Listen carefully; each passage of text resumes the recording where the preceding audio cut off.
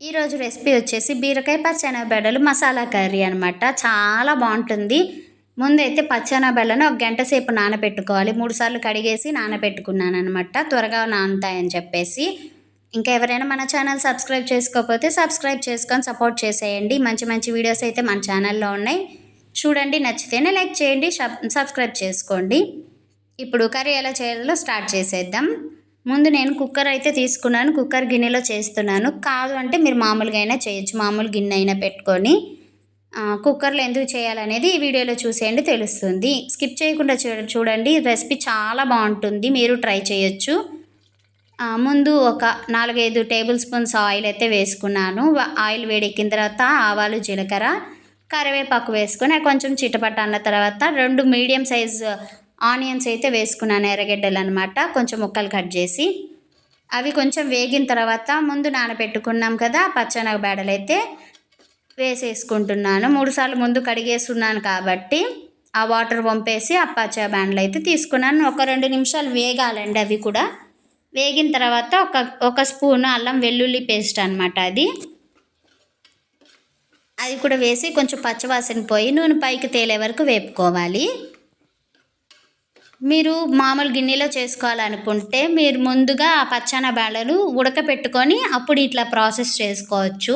లేదు ఇట్లా ఉడకబెట్టుకొని లేకుండా ఇట్లా అయినా చేసుకోవచ్చు అనమాట. ఇప్పుడు అవి కొంచెం వేగిన తర్వాత టమోటాలు 2 మీడియం సైజ్ టమోటాలు అయితే కట్ చేసి వేసుకున్నాను. టమాటాలు కొంచెం ఉడికిన తర్వాత బీరకాయలు నేనైతే 250 గ్రాములు తీసుకున్నాను, అదేనండి 1/2 కిలో.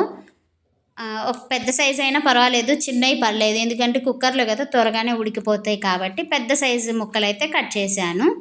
ఇవి కూడా వేసేసి పసుపు అవన్నీ వేసేసుకుందాం. చిటికెడంత పసుపు వేసుకోవాలి. ఇది వేసి కలుపుకున్న తర్వాత కొంచెం రాళ్ళు ఉప్పు అయితే వేస్తున్నాను నేను. మీరు కావాలంటే సాల్ట్ అయినా వేసుకోవచ్చు. నాకు రాళ్ళు ఉప్పు వేయడం, అదే కల్లుప్పు అంటారు, రాళ్ళు ఉప్పు అంటారు. అవి వేసిన తర్వాత 2 స్పూన్లు కారం అయితే సరిపోతుంది. మా స్పైసీ కొంచెం ఎక్కువ తింటాం కాబట్టి మీరు చూసి వేసుకోండి. ఇవి ఒక్క 2 నిమిషాలు ఆ ముక్కలకి అంతా పట్టాలి కాబట్టి ఒక్క 2 నిమిషాలు మూత పెట్టేస్తాం. చూసారు కదా ఎలా కొంచెం నూనె ఎంత పైకి తేలుతూ ఉందో. ఇప్పుడు కొంచెం వాటర్ పోసేసి మూత అయితే పెట్టేద్దాం మనం. చూసారు కదా, ఒక 1/2 గ్లాస్ వాటర్ అయితే సరిపోతుందండి, కర్రీకి సరిపడేంత పోసుకుంటే చాలు. ఇప్పుడు ఒకసారి బాగా కలుపుకొని కుక్కర్ మూత అయితే పెట్టేసుకుందాం. ఇవి కూడా కొంచెం త్వరగానే ఉడుకుతాయి బీరకాయలు, కానీ పప్పులు కొంచెం త్వరగా ఉడకవు కాబట్టి 4 విజిల్స్ అలా వస్తే సరిపోతుంది, లేదా 5 విజిల్స్ అయినా సరిపోతుంది.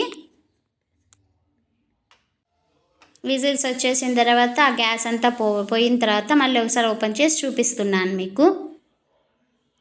చూసారు కదా ఇట్లా. మీకు ఇంకా కొంచెం గుజ్జు గుజ్జుగా కావాలంటే మళ్ళీ పొయ్యి మీద పెట్టేసుకోవచ్చు, కొంచెం వాటర్ పోయే వరకు ఉడికించుకోవచ్చు. చాలా బాగుంటుంది కర్రీ. ఎవరైనా ట్రై చేయకపోతే ప్లీజ్ ఒకసారి ట్రై చేయండి, చాలా బాగుంటుంది. ఎలా వచ్చిందో కామెంట్ సెక్షన్లో నాతో అయితే షేర్ చేసుకోండి. ఈ టైంలో మనం ఒకవేళ ఉప్పు కారం సరిపోకపోతే చూసుకొని వేసుకోవచ్చు అనమాట. చూసారు కదా ఎంత ఎమ్మీగా అనిపించిందో, చాలా బాగుండింది కర్రీ ఆ రోజు. చూసారు ఎంత కలర్ఫుల్గా ఎంత బాగుండిందో. బీరకాయ పచ్చెనగబెడలే కాదు, వంకాయతో కూడా చేసుకోవచ్చు ఇలానే. ఈసారి నెక్స్ట్ వీడియోలో అది ఎలా చేయాలో చూపించేస్తాను.